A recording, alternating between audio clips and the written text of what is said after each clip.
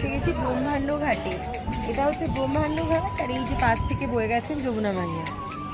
এই ঘাটের মাহাত্ম্যটা হলো ওই দেখুন ওখানে ছবিটা দেওয়া রয়েছে। ভগবান শ্রীকৃষ্ণ যখন গোকুলে ছিলেন, উনি গোকুলেই বড় হচ্ছিলেন, তখন একদিন গোপাল মাটি খেয়েছেন। আর বলরাম দাউ ভাইয়া দেখে যশোদা মাকে গিয়ে বলছেন যে মা, লালা মাটি খেয়েছে। তো মা ভয় পেয়ে স্বাভাবিক ছুটে এসেছেন। এসে যখন মা গোপালের মুখটা হাঁ করিয়ে মাটিটা বার করতে যাবেন, তখন দেখলেন সেই গোপালের মুখের ভেতর আছে ব্রহ্মাণ্ড, বিশ্ব ব্রহ্মাণ্ড, গ্রহ উপগ্রহ, পৃথিবী। সেই পৃথিবীর মধ্যে আবার দেখতে পেলেন বৃন্দাবন ধামকে, তার মধ্যে আবার মা যশোদা এবং লালা, এবং সেই লালার মুখে আবার দেখতে পেলেন ব্রহ্মাণ্ড।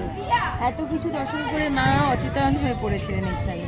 তারপর ভগবান আবার উঠে মায়ের চোখে হাত বুলিয়ে মায়ের জ্ঞান ভাঙান এবং যেটা দেখেছেন সেই স্মৃতিটাও ভ্রষ্ট করে দেন।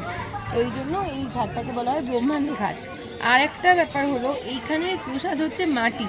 যেহেতু প্রভু এখানে মাটি খেয়েছিলেন, তাই এই পাশেই আছে মন্দির, এই মন্দিরে গেলে মাটি প্রসাদ পাওয়া যায়। রাধে রাধে।